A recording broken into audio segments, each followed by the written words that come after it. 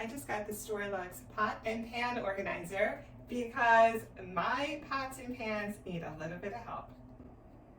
Right now, they look like this. So let's put the organizer together and see how it does. Okay, so I pulled it out of the box and everything is in this main frame. So you have the main frame and then you have support, 2 of these larger supports and 6 of these smaller supports. Now, one thing I want you to know is that these supports are rubberized. So everything feels very, very nice, like it's not going to slip, and that the supports are not going to damage your pots and pans because it's a nice rubber coating. So here is the manual and let's put it together.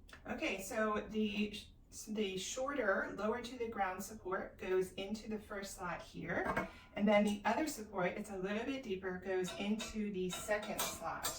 So it just goes in there and then in there like that. So I can already tell you that this is very, very stable. So let's continue.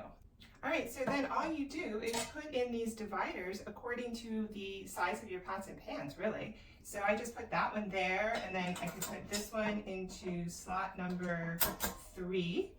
I could put this one down into slot number 6, right? So that's all you do, and you do different configurations depending on your pots and pans.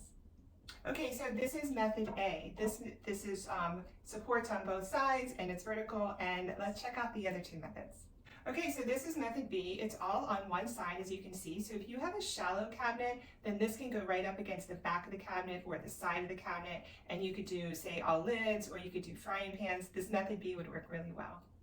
And finally, method C is just to flip it down on its back, and it can go upright like this. So you can have all your pots and pans going vertical.